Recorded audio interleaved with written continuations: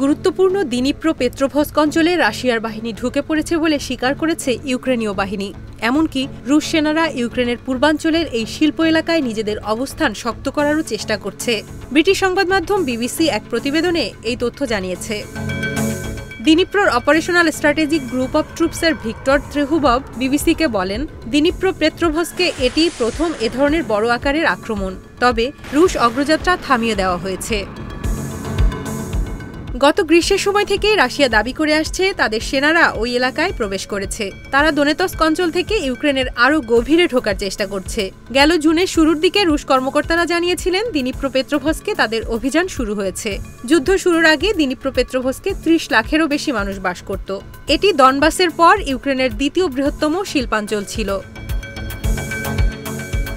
ইউক্রেনীয় deep state mapping project জানায়, রুশ বাহিনী দিনিপ্রো পেত্রোভস্কের সীমান্ত ঘেঁষা ২টি গ্রাম দখল করেছে। তবে ইউক্রেনের সশস্ত্র বাহিনীর জেনারেল স্টাফ এ দাবি নাকচ করেছেন। দিনিপ্রো পেত্রোভস্ক অঞ্চলকে দোনেতস্ক সহ পূর্ব ইউক্রেনের অন্যান্য ৪ অঞ্চলের মতো নিজেদের দাবি করেনি রাশিয়া।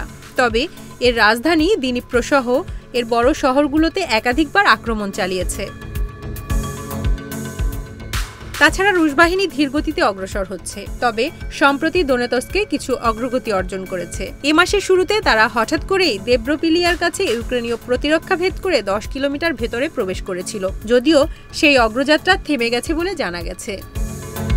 গুরুত্বপূর্ণ দিনিপ্রো পেত্রোভস্কে রুশ অগ্রযাত্রা ইউক্রেনের জন্য বড় আঘাত হবে বলে মনে করছেন বিশ্লেষকেরা, বিশেষ করে যখন মার্কিন নেতৃত্বাধীন কূটনৈতিক প্রচেষ্টা যুদ্ধ থামানোর ক্ষেত্রে খুব একটা কাজে আসছে না। যদিও সম্প্রতি আলাস্কায় আমেরিকার প্রেসিডেন্ট ডোনাল্ড ট্রাম্পের সঙ্গে রাশিয়ার প্রেসিডেন্ট ভ্লাদিমির পুতিনের বৈঠক হয়েছে।